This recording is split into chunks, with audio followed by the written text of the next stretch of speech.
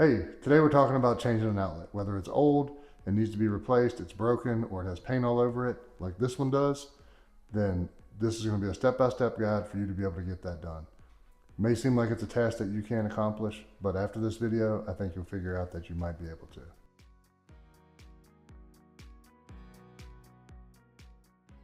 All right, step one is going to be making sure that the power's off.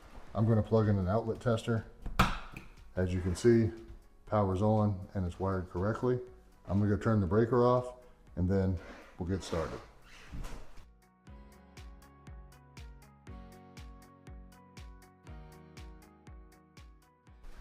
All right, now that we know the power's off and it's safe to work, we're going to go.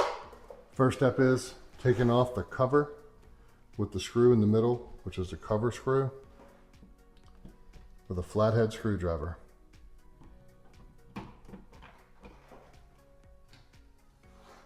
Next step is removing the outlet, taking out the screws that hold the outlet into the box on the top and the bottom. This one happens to be flathead, some will be Phillips. You just have to look at it when you see it.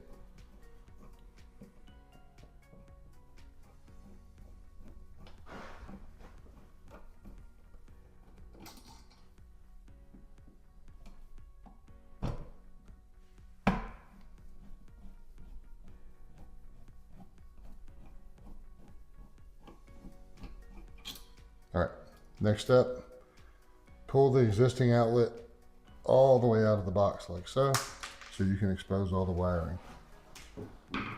As you can see on this outlet, it's installed by what's called backstabbing, where the wires are pressed into a press fitting in the back. And this is allowed and it is to code. However, we're not going to install our new outlet this way, and I don't recommend doing it this way either. First thing, remove the ground.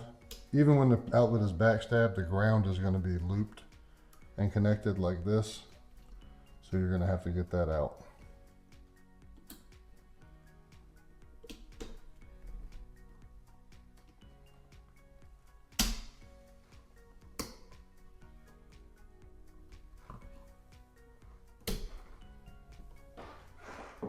If your outlet is backstabbed like this one, there is a place here where you're supposed to push a small jeweling screwdriver and these should release, but it's easier to just cut them off.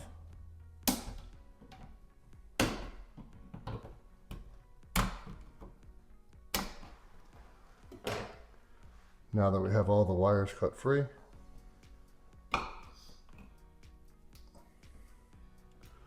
when I install a new outlet, I don't like to, you see how this wire here has these striations and it's been compressed? I like to cut off what's already been installed one time and start fresh so that the copper in the line won't be weak. In case you don't know, on this stripper here, these little holes are designed specifically to be able to make the loops that you need to make. So you just slide it in like that, turn it back towards itself, and just like that, you have a perfect hoop or loop to mount to the next screw. We're going to strip these wires and do the exact same thing.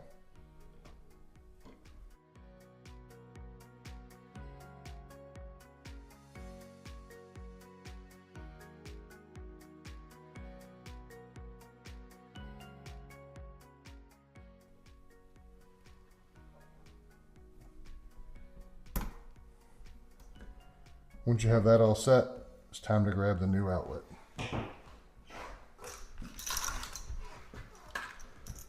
This is what the new outlet looks like. As you can see, on one side you have gold screws, on the other side you have silver screws, and then a green screw, that's the ground. Always, to make sure the polarity is correct on an outlet, the black wire is going to, or the hot wire, is going to connect to the gold side, and the white wire or the neutral wire is going to connect to the silver side. So we're going to start off by putting the ground on first.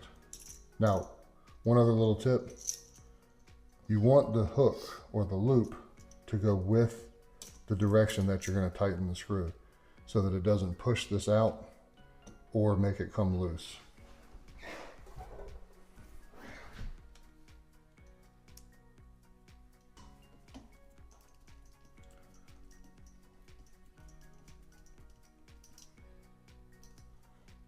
you want to tighten it up so that it's tight.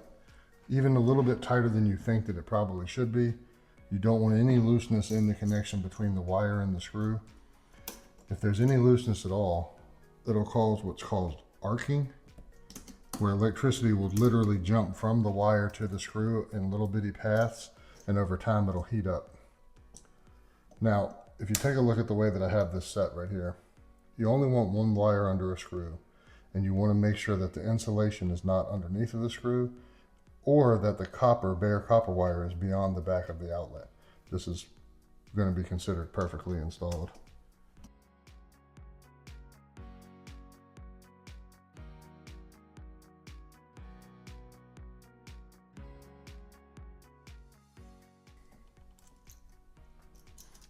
Flip it over, and you want to repeat the process on the opposite side with the two black wires.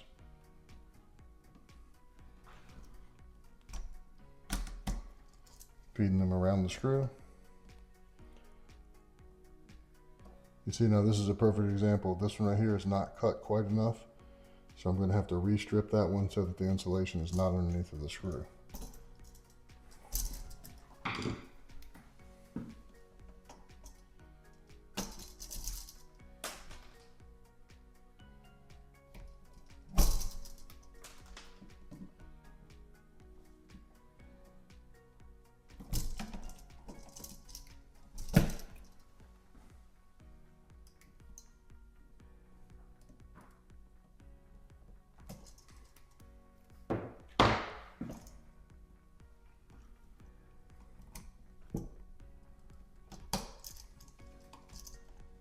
Like that.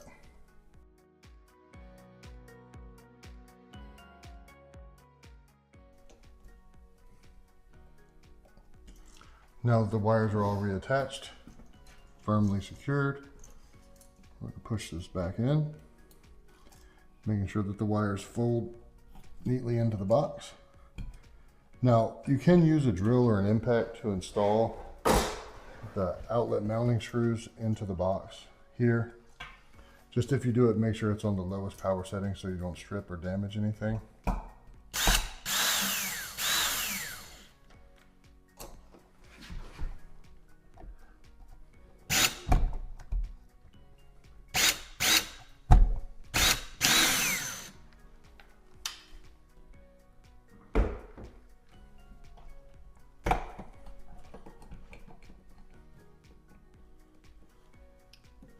So I got it started. Now I'll finish it with the screwdriver so that I don't over tighten it, damage anything, or pull the outlet into the wall so that the cover looks like it's recessed. Once that's installed, grab the new outlet cover,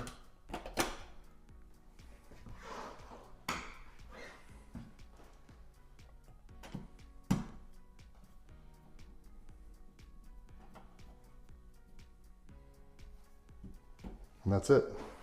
Let's turn the power back on and make sure we're good to go.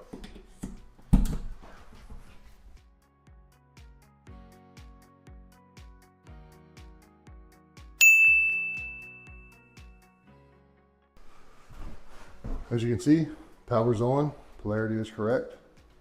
And that's another video brought to you by Your Homemade Easy. If you like that, please like, comment, and subscribe for more. Thanks.